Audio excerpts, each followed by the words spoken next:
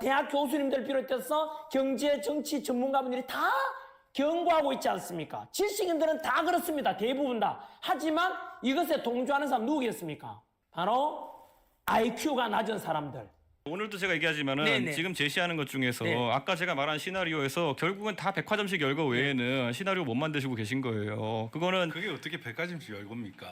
맞죠? 아니 아까 아니, 총체적인 부정선거가 그 변호사님 있었다는 잠깐만요. 증거를 얘기를 하는 네, 것이죠. 주장을 하시는 거고 백화점식 말씀하세요. 열거 아니죠. 국민의 상식선을 봤을 때 부정선거를 하려 그러면은 이것은 굉장히 부정선거라는 건 위험한 행동이에요. 근데 위험한 행동이라는 거는 딱 필요한 지점에 아까 제가 말했죠. 저 같으면 투표 시점에 하고 뒤에는 투표 시점이 됐으면 뒤에 신경 안 쓸 것 같아요. 그런데 그거를 계속해야 되는 이유를 만들기 위해 가지고 끌어들인 게 뭐냐면은 나중에 투표율을 예측하지 못해 가지고 나중에 개표할 때 그럼 부정을 해야 되는 것이고 또 그걸 보정하기 위해 넣어야 되는 거다 이렇게 했잖아요. 그럼 사실 앞에 투표할 때는 안 해도 돼요. 그러면은 아니요, 해야죠. 제가 답변할게요. 제가 할게요. 제가. 네네. 그러면 개표할 때만 숫자 조작해가지고 해놓은 다음에 나중에 그걸 맞추기 위해서 투표함에 넣으면 돼요. 그러니까 꼭 굳이 3단계 할 필요가 없는 거예요. 그러니까 여러분의 논리를 받아들여도 2단계만 하면 완벽해요. 그런데 굳이 3단계를 해야 되는 이유는 민경욱이 투표 부정으로 시작해가지고 여기까지 와서 개표 부정을 얹어야 되고 그걸 또 그럼 투표 부정과 개표 부정을 왜 동시에 하냐라는 말을 얹으려고 하니까 나중에 가가지고는 걸릴까봐 이제 그걸 또 숫자를 맞춰야 된다는 얘기를 넣은 거예요. 근데 이게 논리적으로 봤을 때는 전혀 사람들을 납득시킬 수가 없어요. 지금 보면 여러분은 선관위가 뭐 여러 가지 여러분이 마음에 안 드는 게 있어가지고 악의 축을 상정하고 그리고 이 과정에 걸림돌이 되는 사람들은 모두 매수예요. 그러니까 예를 들어 아까 시작할 때부터 조희대 대법원장은 매수된 거잖아요. 왜냐? 조희대 대법원장은 지금 이재명 정부와 거의 사활을 걸고 싸우고 있는 것 같은데 여러분의 관점에서는 부정선거가 진리이기 때문에 여러분 말 안 들어주면은 조희대는 포섭된 사람이에요. 그게 전한계 씨가 아까 얘기했던 왜 말을 안 들어주냐 어떻게 되겠어요? 여러분 말 안 들어주면은 이렇게 몰잖아요. 그렇지 지금 않습니다. 멀쩡한 조희대 대법원장 이재명 정부랑 지금 거의 불공대천으로 싸우고 있는데 사법부 독립을 위해서. 그런데 네. 여러분한테는 우리 부정선거 안 들어주니까 이 사람은 카르텔. 저는 그렇게 말하진 선대협 않습니다. 나와가지고 지금 선대협이라는 분 계속 지금 그거는 논리적 비약입니다. 들어보세요. 네. 천대협이라는 분 민주당 의원들이랑 계속 다툼이 있는데 네. 이분도 이번에 선관위원장 됐고 여러분 소송해서 여러분 편 안 들어줬다고 나쁜 사람 이렇게 된 거고요. 자, 한동훈 그리고 여러 가지 검찰총장 이하 소위 윤석열 사단의 검사들 여러분이 하라는 수사 안 했다 그래가지고 지금 전부 다 카르텔 된 거고요.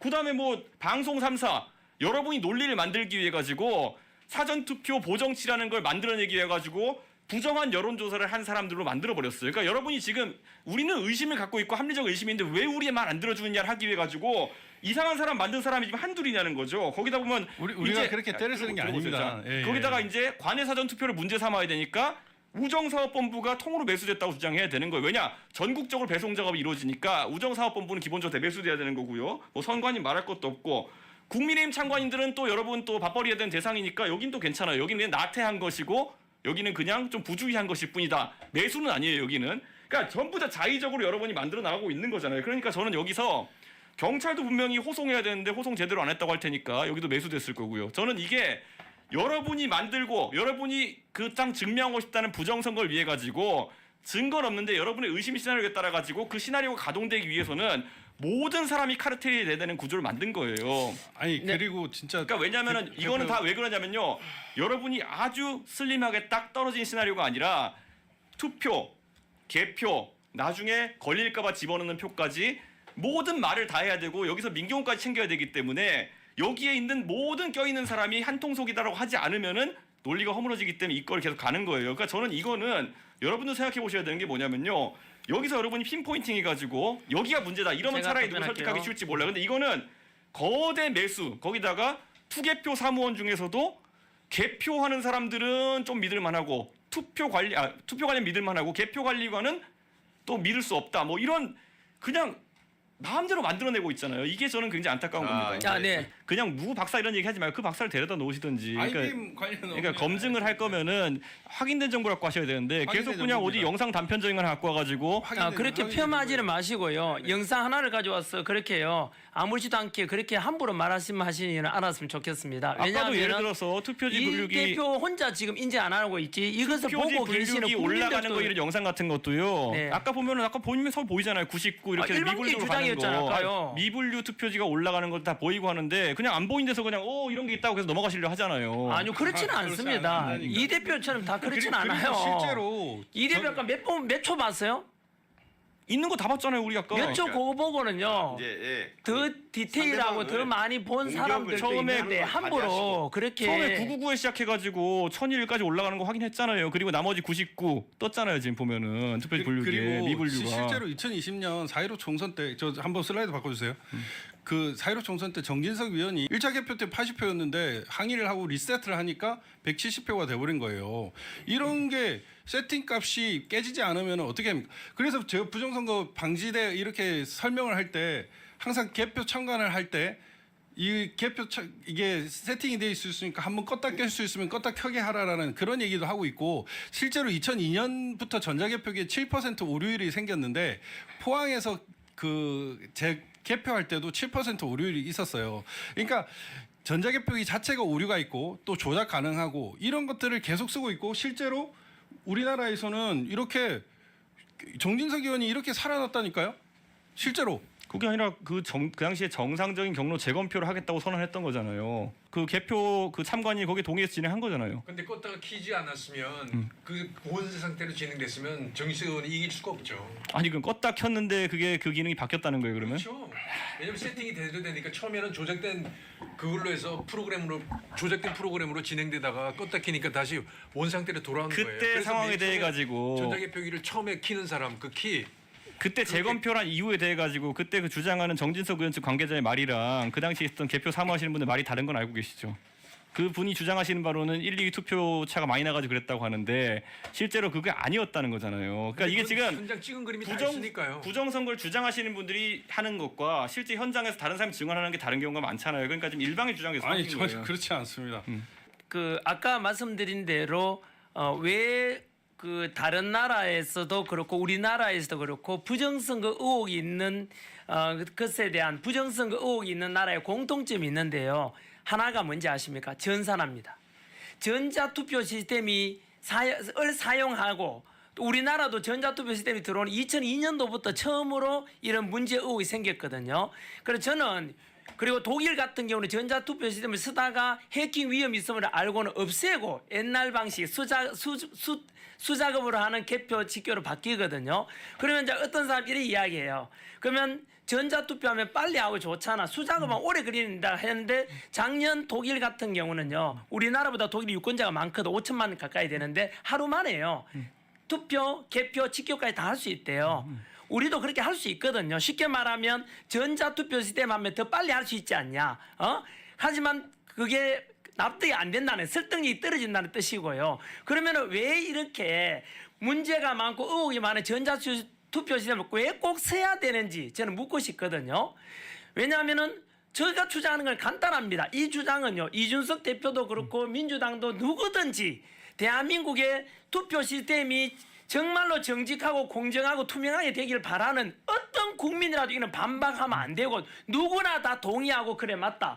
현재 우리 선관위 신뢰도가 50%도 안 되는 마당에 왜 그래 됐을까? 그 원인이 우리가 쭉 이야기하는 사전투표 부정선거에 대한 의혹, 전자투표 시스템에 대한 문제, 그리고 뭐 투표 용지 집어넣고 이런 문제가 생기지 않습니까? 그리고 아까 말씀드린 투표 투표함 뜯고 닫는 것도 한 번 뚜껑 열면 찢어지도록 봉인지가 그렇게 하면은 우리가 선관위에 대해 신뢰가 가는데 왜 선관위는 포스트잇처럼 뗐다 붙여도 표 안 나고 투표함에다 투표 용지를 뭐 1000장 만장 집어넣어도 다시 뚜껑 붙이면 돼요. 왜 그렇게 할까? 이상하지 않나요? 저는 아까 말씀드렸죠. 그래서 이 선관위라는 자체에다가 왜 그럴까에 대한 답은 딱 넉자입니다. 범죄 의도, 범죄 집단이랑 퍼즐 딱 다 맞아 들어간다니까요. 왜 그러면은 대만처럼 전환길이 주장한 대로 왜 안 해주죠? 수개표 수작업을 하자고 반장성으로 돌아가자고요. 일본처럼 직접 자기 투표 용지에다 자기 이름 쓰게 하자고요. 독일 보세요. 전자투표 시스템마다 원래 수작업으로 돌아가잖아요. 프랑스도 그렇잖아요. 한 번 더 말씀드리지만 전자투표 시스템을 활용하는 나라에 공통적인 부정성이 다 나타난다는 거예요. 왜 우리는 이렇게 문제가 많고 국민이 분열되고 다가오는 선거 때마다도 늘 이런 논란이 일어나는데 저는요 이 대표가 잘 되길 바라거든요. 저는 이런 의견을 들어가지고 제도권에 계시잖아요. 지금까지는 전환길처럼 이런 주장하면은 아니 우리가요 저는 좀 지식이 짧지만은 부정선거 의혹을 제기하는 사람들이 박사학위 가진 사람 많습니다. 통계학자 많습니다. 그들이 이준석 대표보다 훨씬 더 똑똑한 사람들도 많습니다. 그런 사람들이 헛개비 보고 전부 다 부정성 의혹을 제기하는 줄 아십니까? 그렇지 않습니다. 저는요, 이 대표도 좀 겸손해졌으면 좋겠습니다. 그리고 아닌 것에 대해서는 그럴 수 있겠구나라고 이렇게 있잖아요. 수긍을 해주면 좋겠는데 저는 오늘 느끼면서 뭐냐, 벽을 보고 대화하는 것 같아요. 아니, 국회의원 맞나?